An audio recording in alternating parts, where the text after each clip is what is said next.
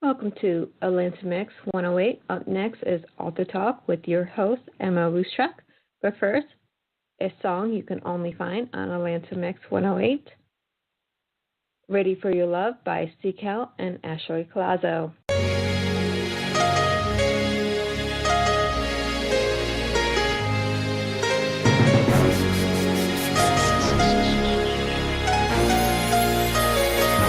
I'm ready for your love, don't wanna waste your time. It's you I want forever, and forever's a long time. I'm ready for your love, I wanna spend my time with you and no one else until the end of time. Cause I'm ready for your love, don't wanna waste your time. It's you I want forever, and forever's a long time. Cause I'm ready for your love, I wanna spend my time with you and no one else until the end of time. I'm ready for your love. I can't believe that you really made me stop pitching.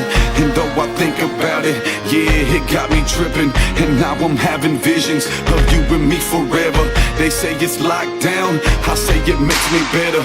My boo gon' love this, homies gon' think it's cheesy, but I'm still in the hood, and I'm still talking greasy. I just found something real, someone that I could chill without no problems, no drama, someone I really feel. What was this man without you? See, you became my world. You sexy lady, drive me crazy, you my favorite girl. No more wildin' with the homies and hanging in the clubs, cause God sent me an angel, yeah, sent from above. For your love, don't wanna waste your time. It's you I want forever, and forever's a long time. I'm ready for your love, I wanna spend my time with you and no one else until the end of time. Cause I'm ready for your love, don't wanna waste your time. It's you I want forever, and forever's a long time. Cause I'm ready for your love, I wanna spend my time with you and no one else until the end of time. I'm ready for your love. And now it's been a year, seemed like just yesterday. I scooped you up, gave you a hug, you stole my heart away. I knew I wanted to keep you when you sat down in the seat. No matter of fact, it was when I saw you walking in the street. I told my dude, look at that girl, ain't she a beauty? Pretty face, thin waist, and a nice booty. She had me straight like whoa, she had my heart thumping. Sorta like beats up in the car bumping. I wanted you on my side, saw it no other way. Love was in the air cause it was Valentine's Day. Like where you been all my life when I was in the slums. I want you to be the one, I'm ready for your love, girl. Don't wanna waste your time. It's you I want forever, and forever's a long time. I'm ready for your love, I wanna spend my time with you and no one else until the end of time. Cause I'm ready for your love, don't wanna waste your time. It's you I want forever, and forever's a long time. Cause I'm ready for your love, I wanna spend my time with you and no one else until the end of time. I'm ready for your love.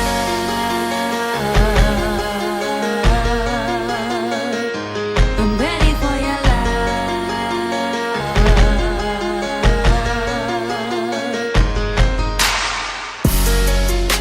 Yeah, I just wanted to tell you that you're so beautiful, you're so amazing, and I'm so glad you came into my life, girl. Yeah. Just when I think I can learn to love one, I imagine myself all alone and you're gone. I'm ready for your love, don't wanna waste your time. It's you I want forever, and forever's a long time. I'm ready for your love, I wanna spend my time with you and no one else until the end of time. Cause I'm ready for your love, don't wanna waste your time. It's you I want forever, and forever's a long time. Cause I'm ready for your love, I wanna spend my time with you and no one else until the end of time. I'm ready for your love.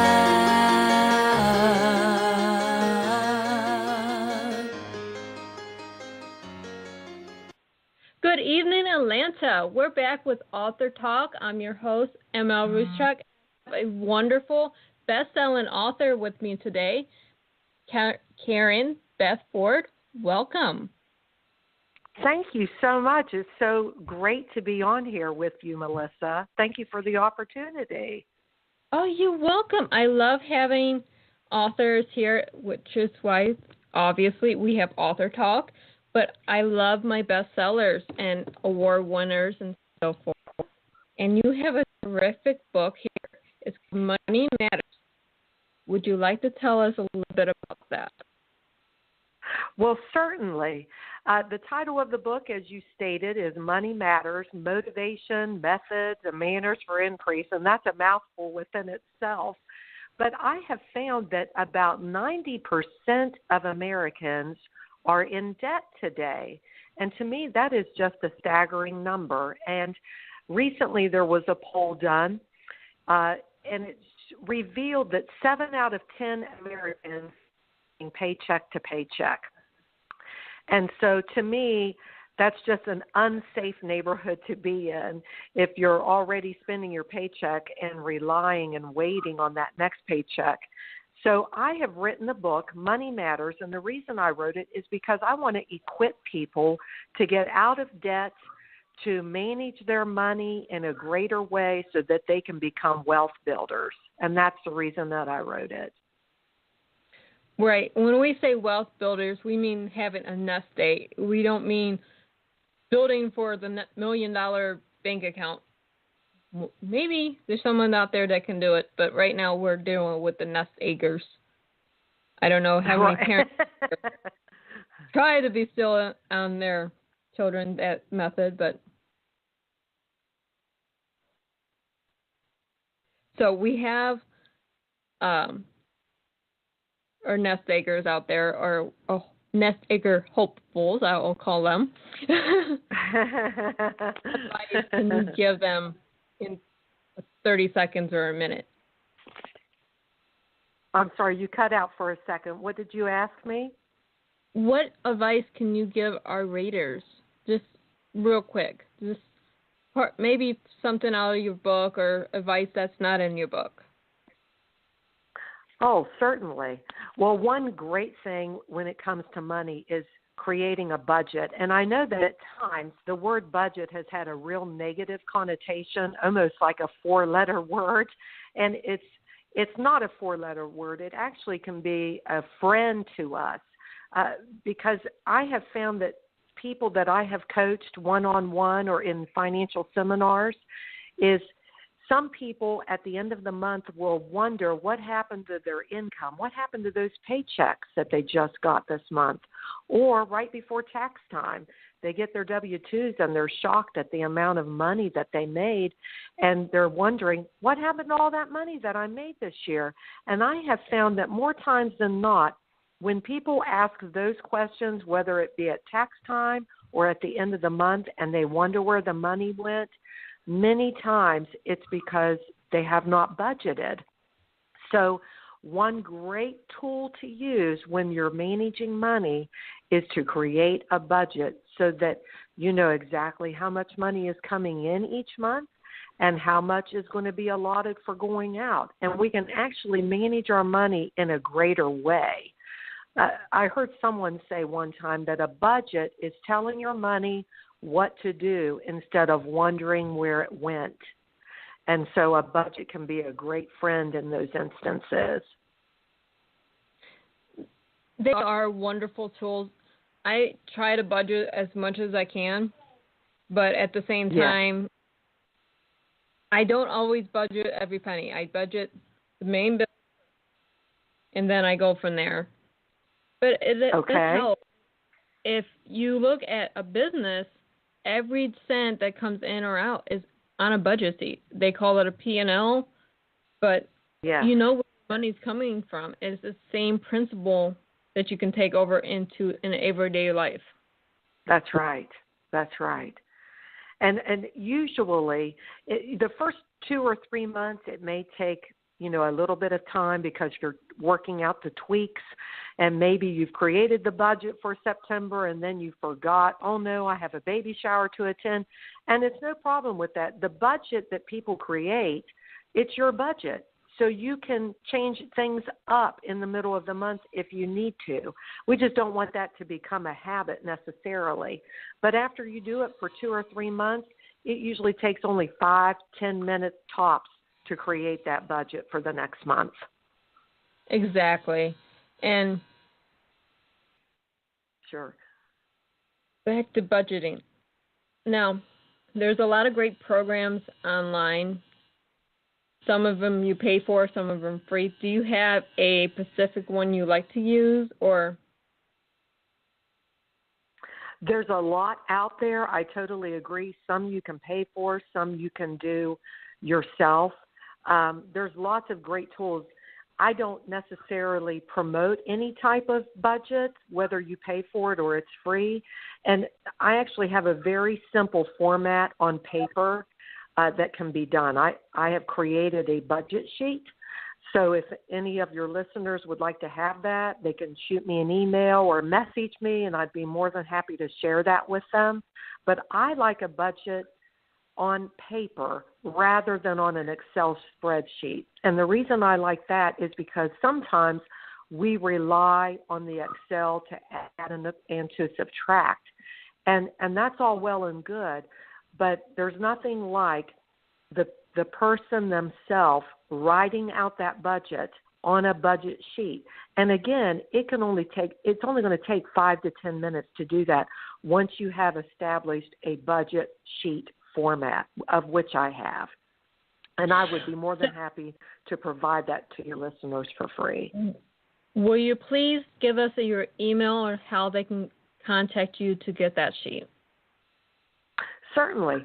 My email address is karenb1008@hotmail.com, or they can message me on Facebook. My business Facebook page is KBF Money Managing, and I'd be more than happy to provide that for them. Thank you very much. I'm sure our listeners will love any help that they can get money managing their money. I cannot speak today. That's all right. Too many M's. So, no. See, me personally, I use Excel only because pen and paper, I have a lot of illnesses, and holding a pen in my hand is hard. So, sure. Do a lot more for me than what I can do rather with a piece of paper and old school pen. But right. But that's just what I have to do. Is if I would prefer to have my notebooks, then I can then flip back pages and pages and pages and see where everything's been last few months. Right. So. Right. And then you could actually adjust that budget for the next month if you see a particular area. I budgeted a couple. I coached a couple one time, and this budget was interesting. Before we talked about a budget, they said they didn't do one, and it was just the husband, the wife, and a little girl that was about 3 years old.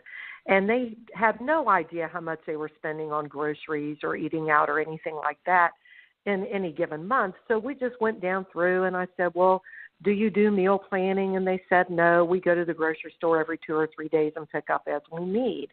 Well, me as a financial coach, I know that can get pretty expensive because they're not meal planning. So long story short, they were eating out, 2 or 3 times a week. They were eating at the cafeteria where their workplace was. They were spending, I kid you not, this family of 3, and the child, again, was only 3 years old. They were spending $1,500 a month on food. That was groceries, eating out, driving through for their special coffee on their way to work, and cafeteria time. That's a lot of money each month, and you think about how much did they spend that year on food. So they decided, of course, that you create the budget. That doesn't mean you have to eat rice every day. They created a budget. We taught about meal planning. So they decided comfortably and $500 a month on groceries, and they would eat out once a week, and they would eat in the cafeteria at work once a week on a Friday at the end of the week. Well, it ended up they cut their food budget by half. They went down to $700 a month. So they were able to save $700 a month in their savings or investing something else other than food, which I thought was phenomenal. I thought that was great. I would love to have that $700 in a savings account every month. That would be awesome. There you go. Right. And it always helps to have another pair of eyes. Sometimes when people are in the middle of a money situation, they don't see maybe the obvious. Or if they have a coach come in or somebody else looking at their budget, they can see, hey, maybe we can make a few adjustments here. And, certainly it's up to the couple. It's up to the individual if they're willing to do that. But it's always nice to have another pair of eyes to take a look at that and see where can we make some adjustments that we can agree upon. Now, when you go to meal planning, there's a lot of buy your meals online sort of things, like right. If it's like Blue Plate, and there's several others that come to mind. How does that affect your budget, or is that actually better than going to the grocery store and just picking up whatever for dinner? I have found that when you use those online, grocery shopping or, meal planning, of course, they're in it to make money. So there's going to be an up fee on it. So you're actually paying more for those foods than you would if you were to go to the grocery store and maybe do a quick meal plan. Certainly, and I don't know, where is that food organic? Those kinds of questions would be good to ask. And again, whether they're organic or not, they're in it to make money. So many times you're going to spend more by utilizing that than you would if you went to the grocery store. And I know that time is money. So, if you're in a large city and it takes you an hour commute one way to work and on the way home, and maybe you have to weigh what's better, what works best for you, I just don't know that getting in the habit of utilizing that day in and day out is the key. What I recommend is if you go to the grocery store for the week on one particular day and you do this meal planning and you take just 2 hours, whether it's on a Friday or a Saturday, whatever day you choose, and you create some meals and put some in the freezer and some in the refrigerator ready to eat, I have found that it's healthier for the individual. Obviously, it's cheaper. I know that many times we work, we're tired when we get home, and it's easier to go through a drive-through or pick up something takeout. But again, these places are in it. They're going to make money. So many times convenience costs. And I'm going to say that one more time, convenience costs. So if something is going to become convenient to a person, we have to remember it's going to be pricier. It's going to be more expensive. Am I opposed to going through a drive-through? No. Am I opposed to going and picking up something to eat on our way home as a takeout? No, I'm not opposed to that. But let's plan it in the budget. Maybe on a Friday at the end of the week, you decide, okay, I'm going to place an order and I'm going to pick it up on the way home. That's going to be my treat. But what I have found is that can become a habit easily for some people, and we don't want to make getting takeout every day because that will end up costing you convenience costs. I do apologize for the 30-second pause there. It is not a problem whatsoever. Not a problem. Okay. Back to meal planning. No, I brought it up originally because I'm seeing this is becoming more of a convenience and more popular, especially among the younger generation, opposed to the older, I make all my own food generations. So that's why I brought it up. I think that was great. Yeah, it's just more and more today that I'm seeing our younger generation spend this money on something that, okay, is this convenient for you? Is this a budget for you? Or is this something that you need to know how to cook so you're getting something that you essentially just microwave? Right. And many times those types of foods are not as healthy. but most importantly, convenience cost. So if we can keep that in the back of our mind, this is going to cost me. So yeah, it's just something that to throw out there. It's like I said, our younger ones are more, let's buy it and have it shipped to my house and I can prepare it there. But at the same time, right, wallet saying. Right. That's right. Yes. Now, you're also, if you read this right, you do. I didn't hear you. Now, do you go into like schools and things, or just people find you for one-on-one counseling? I give financial freedom seminars. I have given those at various churches and in communities, but I also do one-on-one coaching where I will sit down with the individual or the couple and we'll look at their financial situation and then the coaching will begin. Yes. So I do both of those. Great. Do you have any seminars up? Yes, I actually do. Next Friday on August the 24th from 7 p.m. to 9 p.m., I will be at the Best Western in their conference room, and this will be a 2-hour seminar that will teach people how to budget, how to demolish debt, build wealth, and some investing options. And so that will be in Bridgeport, West Virginia, and I'm really excited about it. This is going to be my second seminar at this particular location. That's wonderful, because I do like to get our readers to you as often as I can. So just that you be at Bridgeport, Western. So, yes. Do you also do author events like book signings, or probably not craft yes. fairs as much, but do you have any of those coming up? I have a book signing that's going to occur in Morgantown, West Virginia, and that's going to be at the Barnes & Noble in Morgantown, West Virginia, just north of us. And that actually is going to be on September, let me pull up my calendar here, September the 8th from 1 p.m. to 4 p.m.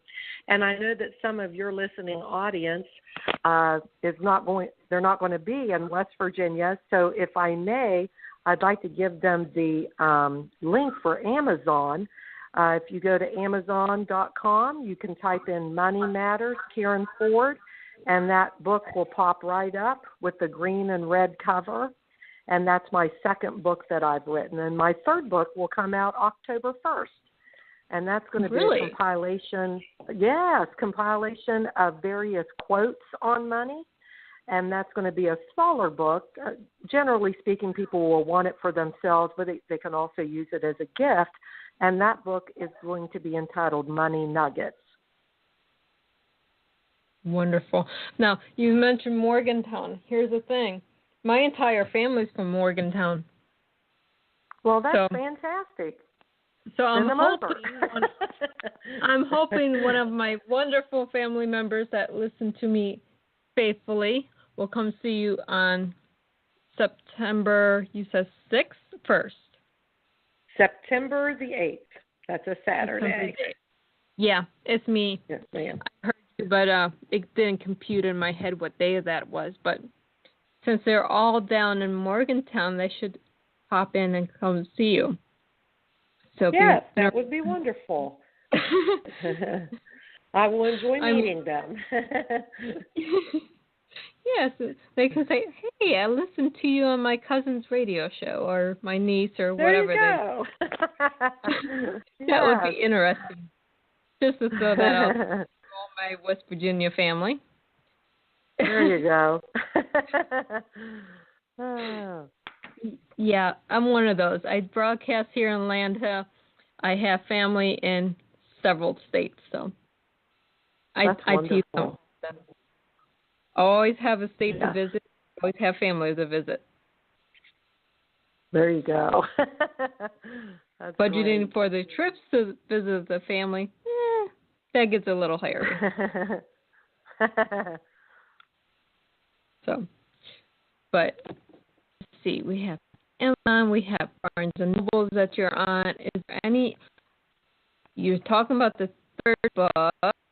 We're on the same book. And any plans for a fourth book?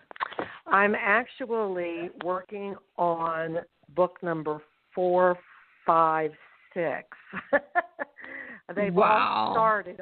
I've started on all 3 of those, but I have not decided when they're going to go to print yet. I'm kind of taking my time with those right now. And one of them, interesting enough, is going to be called Do It Now, Overcoming Procrastination. And even wonderful though it's not timing money related, well, I have to tell you, my pastor gave me the title of that book. So we were sitting down one day, and he asked me to do something, and I started working on it, and he said, you need to write a book called Do It Now, Overcoming Procrastination. So I wrote that down, and so I am taking his advice and doing that. So, and many times people procrastinate about their money, and, you know, anytime we procrastinate, it's not a good thing, but especially when it comes to money, we don't want to procrastinate. We could really miss an opportunity for investing or wealth building or getting out of debt.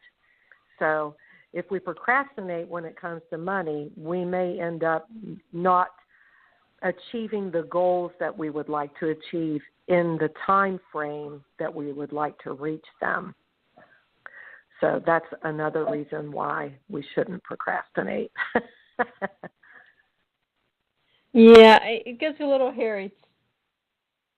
Yes. Procrastinating, and then we put things off that we really shouldn't be putting off.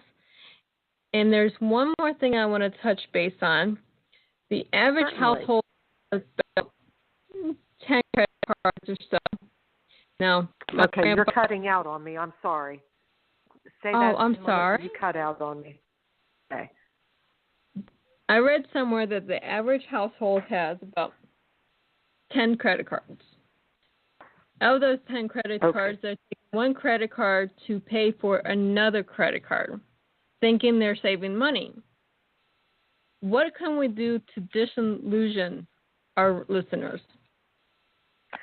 I am so sorry, but you cut out again. Could you ask that one more time? I heard you say 10 credit cards, and then after that, I heard disillusion. Okay. The average, according to some of the things that I read, the average American household has about 10 credit cards. They're using one credit card to pay off the other credit cards. How can we disillusion them that they're actually spending more money than if they only had maybe 1 or 2 emergency credit cards? That's a very good point, Melissa. I'm glad that you brought that up. If I'm understanding you correctly, sometimes what people do is they'll have a credit card and maybe it's almost maxed out or maxed out. And they may have a 12%, 18%, 24% interest rate on that card. And they're thinking, okay, well, I'll just transfer that balance over to another credit card that will offer me 0% interest for a few months. But what happens is when you transfer a balance from one card to another, they charge you a transfer fee, which is generally 5% or more, somewhere between 5% and 10% of whatever that balance is. So, for instance, if you have a credit card with $3,000 on it, and you transfer it to another credit card that's going to offer you 0% for a few months, they're going to charge you $150 to $300 just for transferring that balance. So many times people think that they're winning with money or they're beating the game when they transfer one credit card to another credit card or pay off that credit card with this credit card, and they're not winning whatsoever. It actually costs them more money in the long run. So my recommendation would be if you have several credit cards and they all have a balance on them. My recommendation would be make a list of those credit cards with the smallest balance credit card at the top of the page and in ascending order, meaning from smallest to largest. And our goal would be at least make the minimum payment on each of those credit cards, but our goal will be let's pay off that smallest balance credit card first.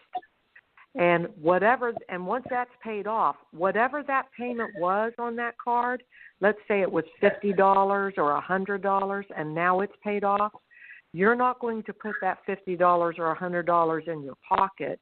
You're going to take that payment that you no longer have of $50 or $100, and now you're going to apply it to the next credit card along with that payment so that we can get all of those cards paid off one by one. And I tell you, when people start paying off debts or paying off credit cards, it puts a win under their belt. And once they get that first credit card paid off, they're thinking, oh, man, I can do this. And then it almost is like pouring gasoline on a fire. They get lit up, and they are ready to start demolishing that debt. And that's one of the things in that book, Money Matters.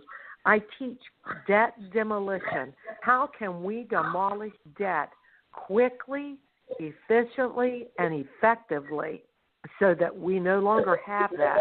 Now, you said something interesting about maybe having a credit card for an emergency.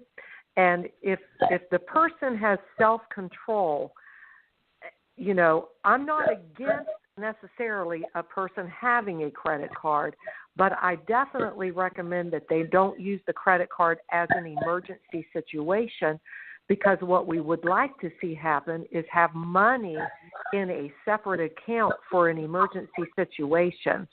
Because if you don't have money in an account and your alternator goes out on your car, we don't want to have to use a credit card to take care of that alternator in the car, because now we've made an emergency situation even more of an emergency, because with that credit card is going to come interest on top of it. Does that make sense?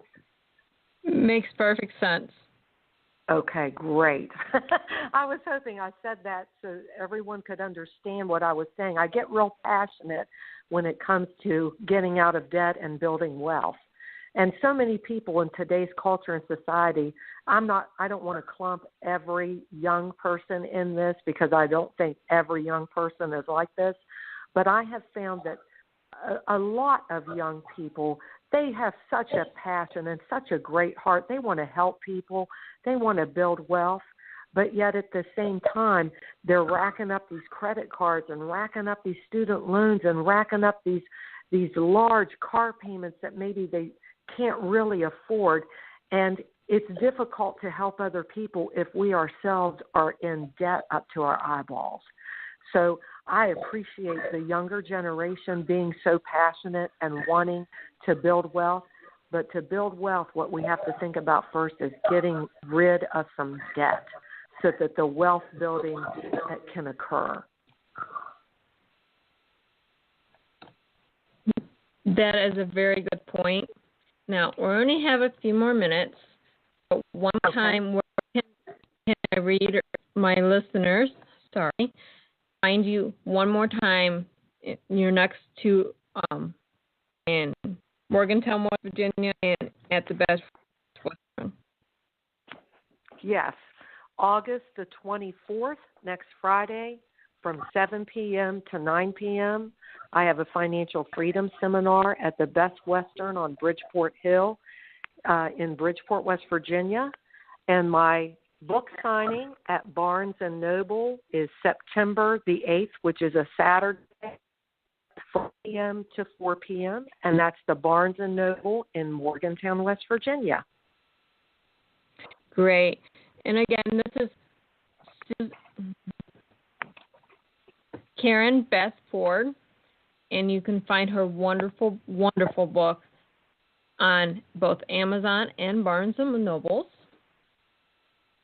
Again, I thank you for coming on Atlantic 108. Thank you, Melissa, for the privilege and the opportunity. I've so enjoyed it. And for all my listeners, come see me this Saturday and Sunday at Harlem Township Heritage. I'll be here all weekend, and we can talk about anything that you've heard about on my radio show or about my books. And for this episode of Author Talk, happy reading and good night. And we're out. Okay. Now, thank you, Melissa. You're welcome. I'm sorry for all the interruptions today. At least they're That's getting all the right. phone and everything. Are you there? Are you there, Melissa? Hello? Melissa? Melissa? I'm not hearing you. I don't know if you're talking or not. I don't know if you're talking or not. I can't hear anything. I'm going to try to send you an email, but if you can hear me, I want to thank you so very much for the privilege and opportunity of being on your program. I'm not hearing anything on your end, so I'm going to shoot you an email. Thank you.